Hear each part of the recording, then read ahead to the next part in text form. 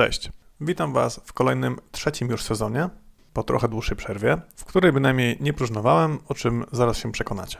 Na początek chciałbym Was zaprosić do obejrzenia mojego pierwszego w życiu dokumentu.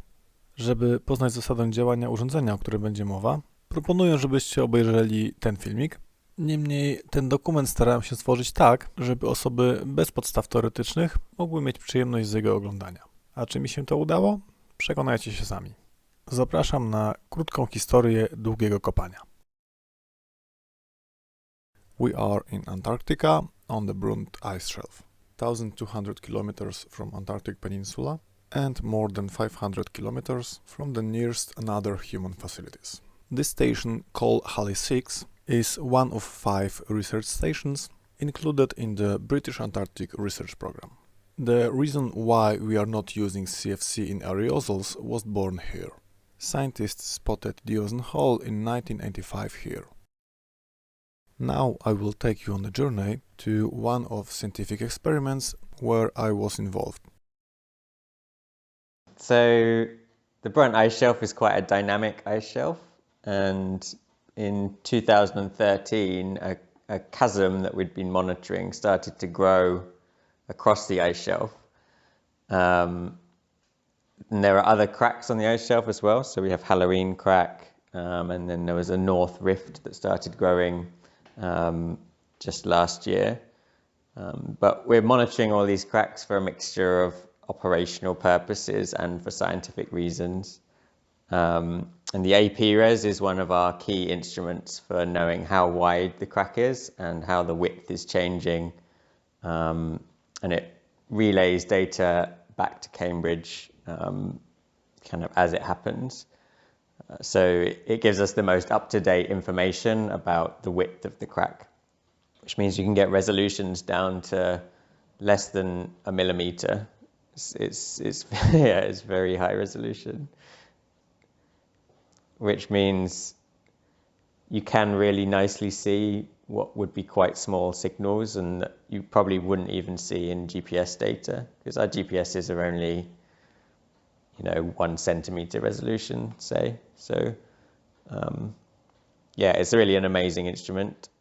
So throughout 2013, 14, 15, 16, the crack was growing to the north by a few kilometers a year.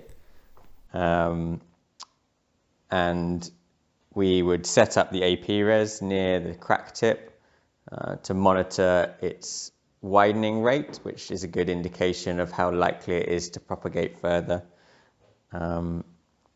So we've done this several years in a row. It gives us really great data at very high resolution on how the width of the crack is changing with the tides, with the wind, and due to the glaciological stresses. This picture was taken during installation of the radar. And this is made after 1 year. You can see how fast the crack is winding. The IP-res is containing 2 main devices: a radar with the antennas and the reflector. A reflector is just a huge metal grid. The radar site contains 2 antennas, batteries with charging station, and GPS and satellite communication antennas, the tallest point of our system. The AP-res that we dug up in 2021 had been there for 2 years, and so it was very heavily buried. You tend to get more snow accumulation near to these big rifts and chasms. I think it's related to the wind pattern. When the wind meets a crack, it tends to drop a lot of its snow load just near the edge of the crack.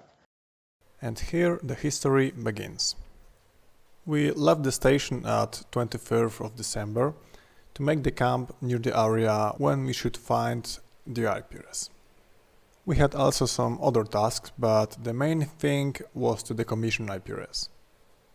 We knew that it would be quite hard job because that instrument can be around 4 meters below the snow level, and only the top of the antenna would be possible to see. The first thing after we set the camp was to make small reconnaissance near the place that we should find the IPRS.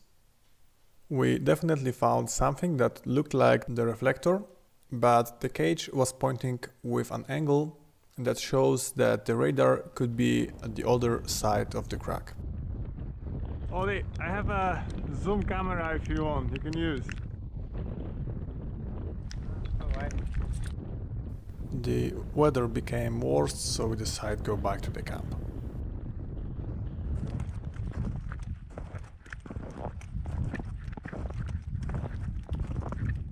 We are cooking today, Andy. No.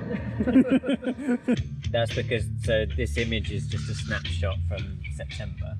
And these points span from August all the way through to November. So it is on this side. So in September,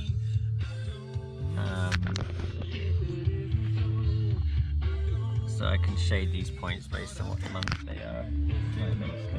Because the radar was transmitting 3 months ago and sent actual position, we had a number of points from September. The points was not very accurate because it was a very simple GPS, but still we had some. Of course, the ice shelf had moved several hundreds meters from the site, but we know the direction and more or less the value of movement. Ollie made a circle enclosing the area for the highest chance of finding the radar. We had luck because probably radar was on our side of the crack. Because the IPRS were transmitting 3 months ago, we thought that the antenna should be very close to the snow surface. We knew that radar should be somewhere here, so we had set a rectangle and we start probing.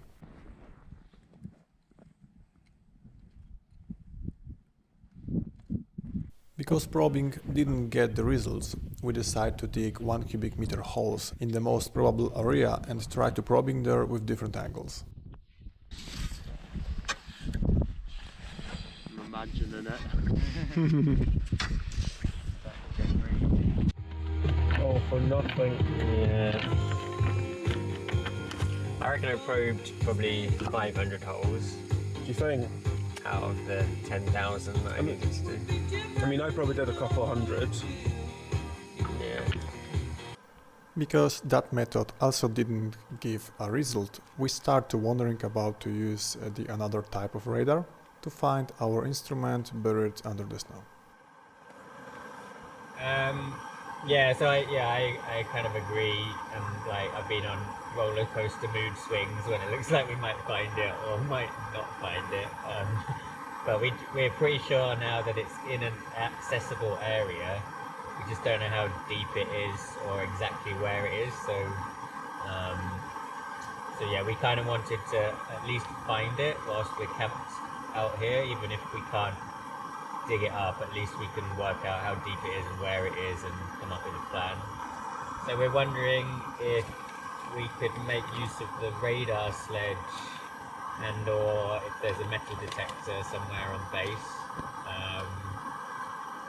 And we wondered if someone could maybe get the radar sledge and depot it like down near the end of the skiway for us, and we would just come and grab it. Early morning we moved to the base and we grabbed the prepared ground penetrating radar.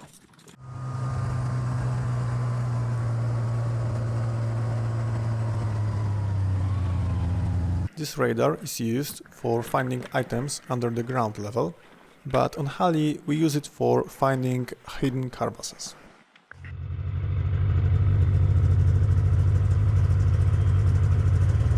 What can be interesting is that sledge don't have any ferromagnetic elements. To avoid GPR means ground penetrating radar from unnecessary echoes.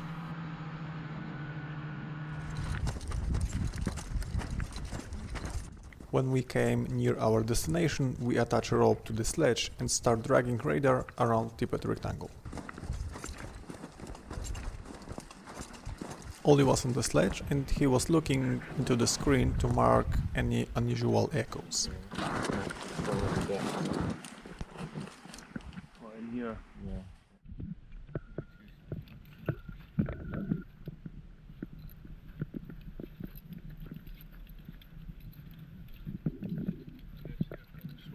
So we definitely found something in 2 locations. We chose place where the signal was the strongest, and we decided to dig a hole in market area. Once again, probing didn't give us any positive results. The day was getting to the end, so we decided to return to the camp. We didn't know if this echo was our instrument for sure. It could be a small crack in the ice, but we decided to put everything on the one card. So tomorrow we will figure out did Ollie had the right. I think I'll keep digging this step there. Yeah, I will just jump and help you now. Yeah.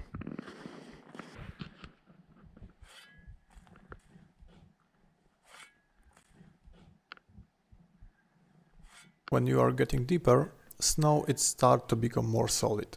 Besides, if you reach 2 meters deep, it means that you must dig 1 step to throw excavated snow on the step, and second person must move out snow from the step to the surface.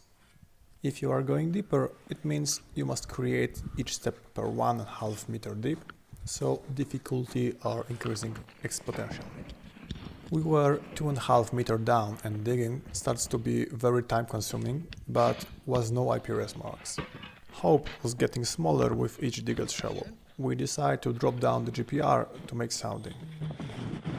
The 2 of you want to go in? I will take it. Do you think you can? Just watch this.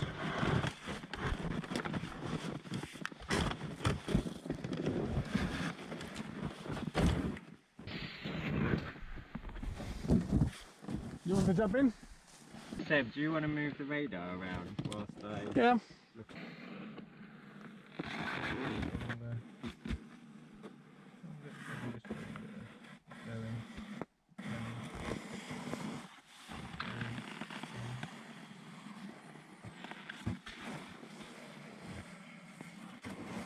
Wall. Quite a good scan. That could be the solar panel and the iridium antenna pole. And we're talking like 20 centimetres in some cases. This one, yeah, that kind of direction. And that one there's like a metre or so. Might be a bit deep, more down. Yeah, what do you think, 20 minutes more digging or something then? Yeah, let's just go for, however long we want. So, the major question now, are you AP positive or AP negative?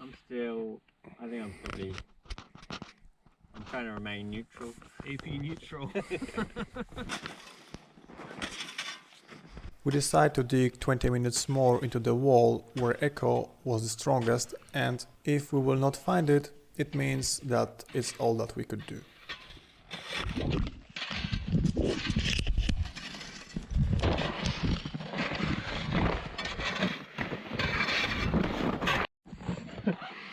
Yeah, I apologise for being negative.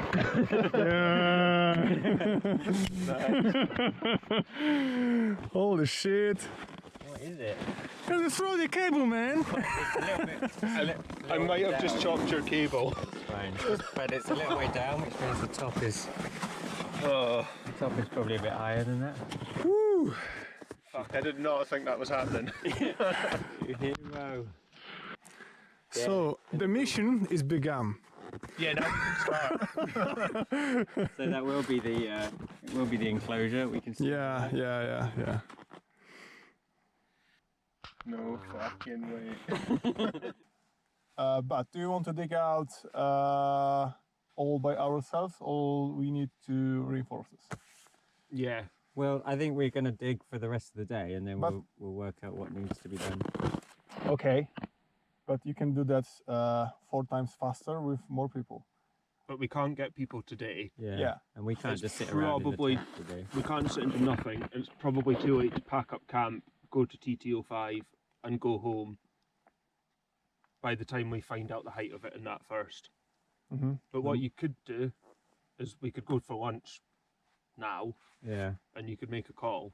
So now is 2:20. Yeah, so it's 2 meters 20 down and you're flat.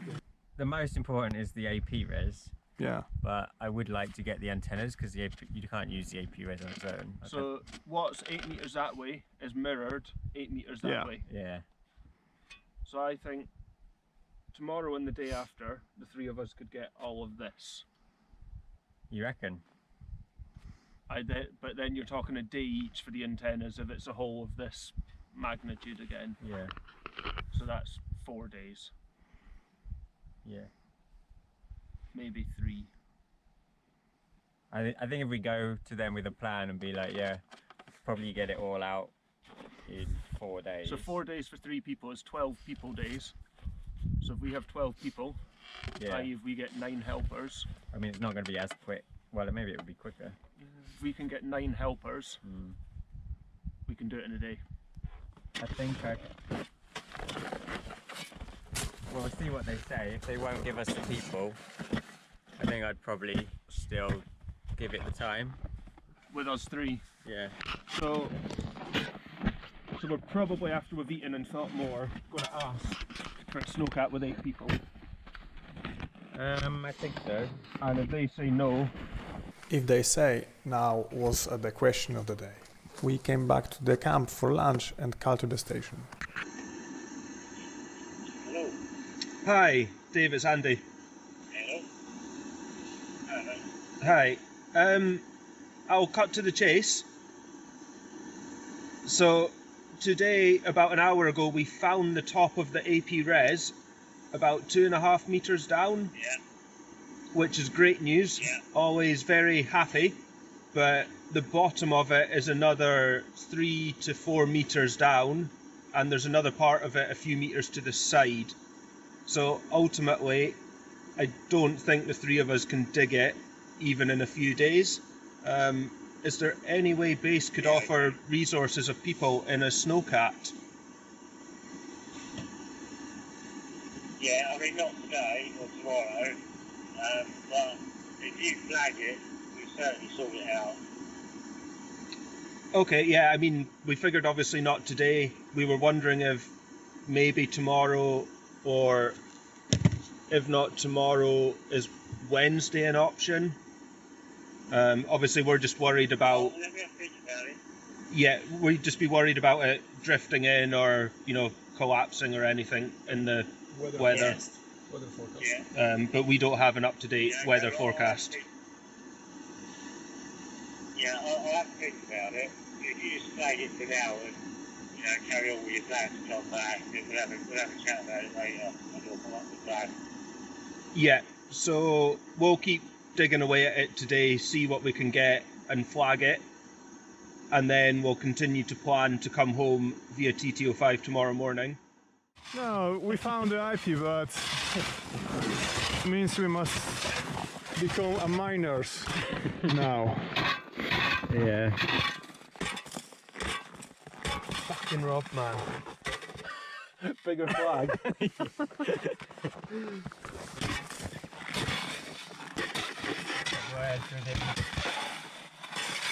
How did we not just... How did we have to get the GPR in here? How did we? Like, that took 2 hits with the shovel, scraping the edge, and I found the flag. Yep. So that becomes the next step, and that's the very lowest step. Yeah. So this might stay where it is. All these stay, that stays, and that maybe goes a metre lower. Yeah. And Okay. this has to go.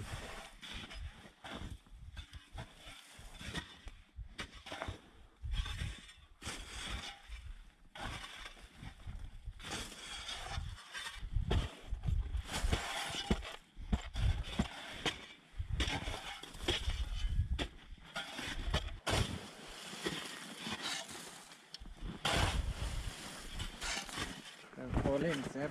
Yeah.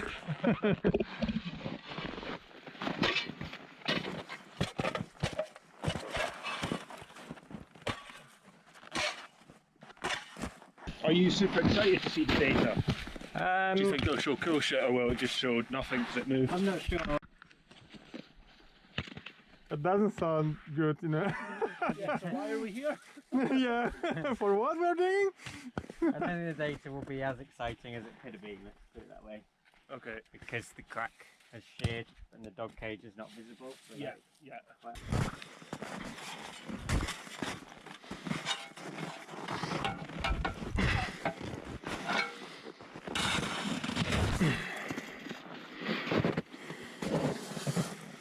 Oh, Pretty good.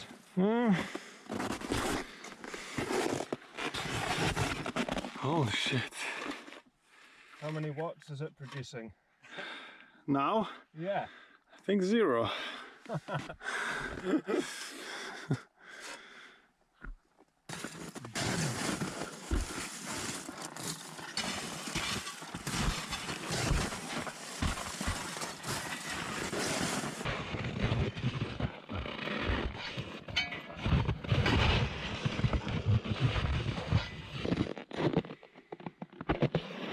a big hole. It's ridiculous. Not just the depth, but the volume. Yeah, Like from that corner down to that corner, yeah. it's like 10 meters or something.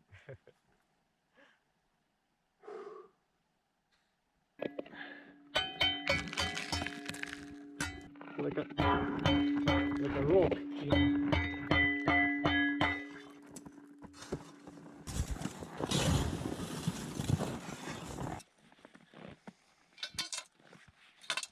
It's actually an event getting out of here now, isn't it?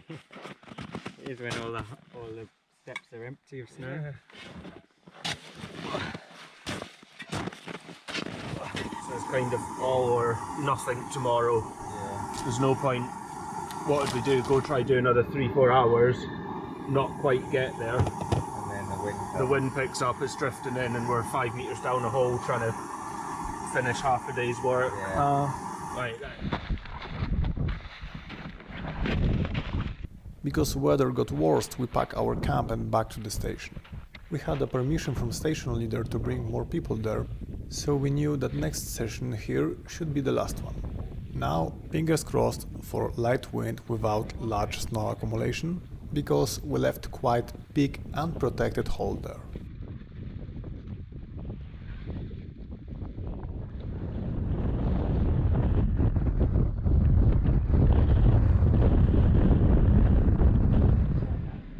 Yeah, I'm outside the door, you know.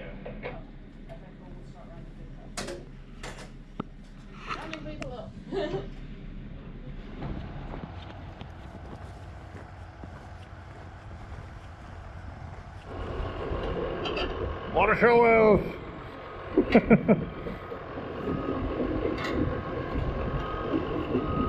Weather was not so bad like we suspected, and after 2 days early morning our larger team was determined to dig out the radar.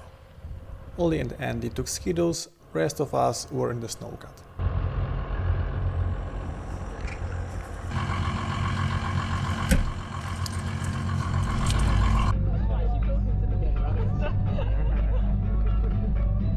When you snap a spring, they're like, apparently that does happen.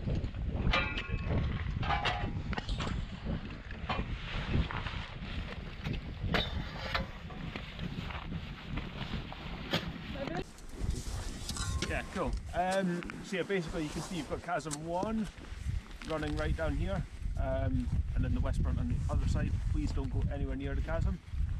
And then just behind our flags and sledges, it bends like 90 degrees to the right and comes along this huge crack. So yeah, again, don't go within like 20 metres of the edge or something, just stay well back if you can. The 4 flags close together are flagging our big hole, which is going to be kind of the middle of what we're going to be digging today. And then there'll be a smaller hole our side of that, and then another smaller hole the far side, which gets really close to the edge. So if you're digging that one, you'll be in a harness and on a rope, which will be attached to my canoe, which is the front one. So that's basically an anchor for the people digging on ropes. So yeah, just be sensible, stay well back from the edge. I'll put some flags in. If you're in any doubt whether you can go somewhere or not, just ask. I think that's about it from my side. There's a P flag behind the snowcap, and a blue bin if there's an emergency. Grab a shovel and get started.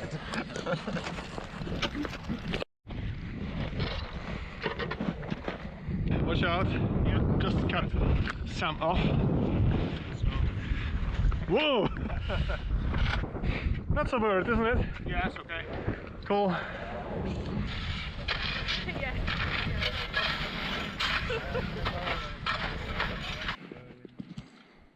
Run out of cable. Much happy because some hassle to dig the hole here, you know. Yep.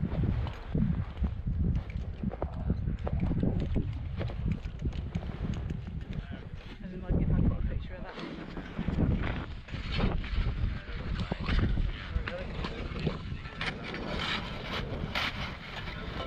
Dig down a bit and then I'll come and radar it again to check that it is in the right place. Go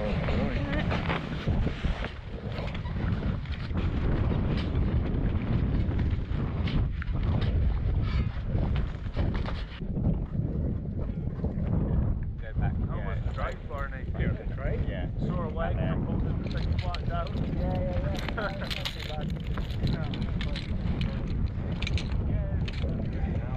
Main digging forces was concentrated in the main hole, where was the deepest and the most time-consuming part, but we had also 2 antennas to raise.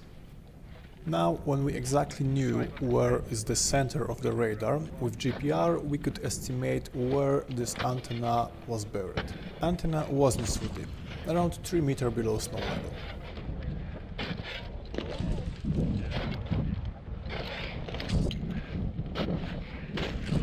It's always going to be slightly far.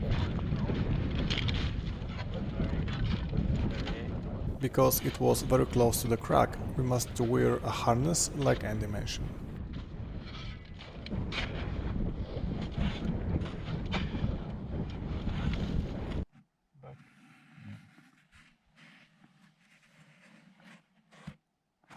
Okay, yeah, it's in that corner.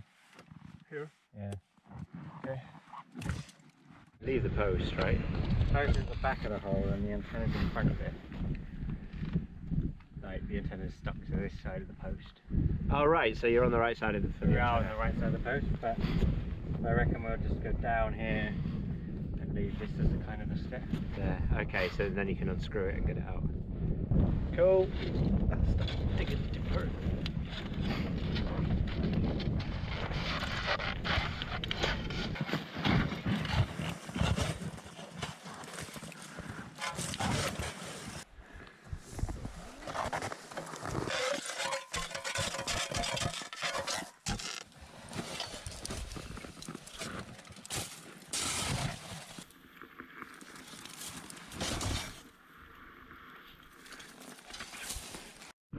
Yeah, we've got the whole antenna, we're just trying to get to the bottom.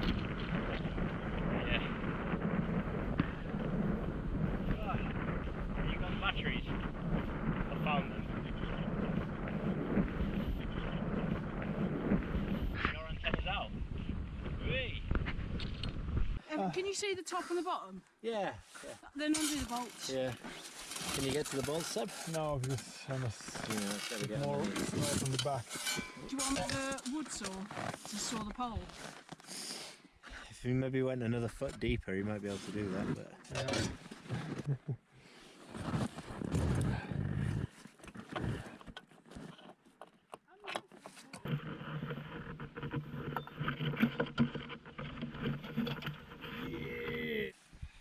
It's going to be like a trophy. Yeah, you have to go like that. come on, Seb, flip your head. Yes! Can I get a picture? Yes. Yeah. Aluminium. Nice work, man.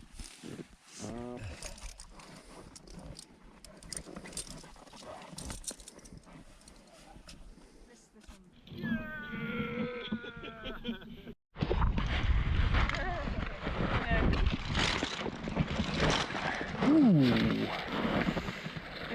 You were kind like that.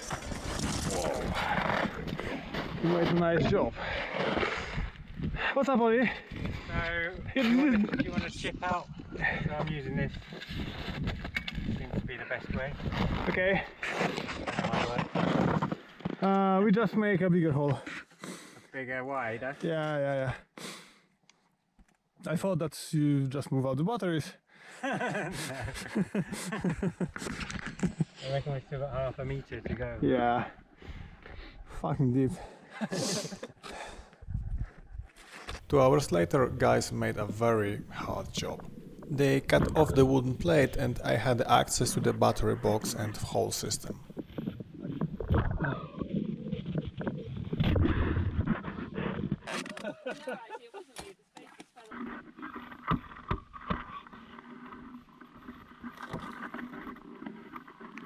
We move out batteries one by one because whole wooden battery box with the batteries weight around 100 kilograms.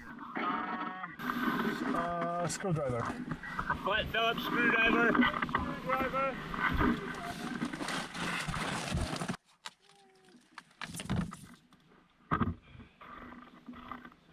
We can lift them up one by one, I think, and just then give me a handle, okay? Yeah. We lift the batteries up and then put the handle back down. The handle? All right, yeah, gotcha.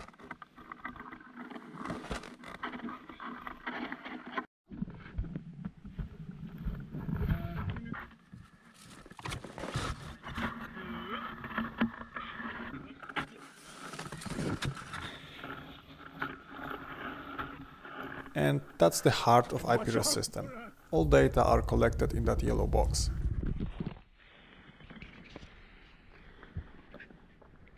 There was a lot more accumulation at the APRES site in 2021 than we hoped, and we couldn't see the top of the flags which were put in 2020 to mark it, which made finding the instrument quite difficult, and then digging it up was very difficult.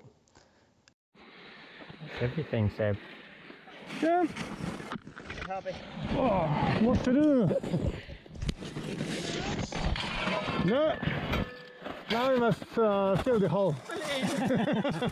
That's the bus regulation, sorry. Somebody can fall here. I guess we should let everyone who wants to come down. Yeah. Come down. Not all at once, basically. Everyone fall out! 7.8. On the coast. It's hard to get the scale of it all. Perspective, yeah.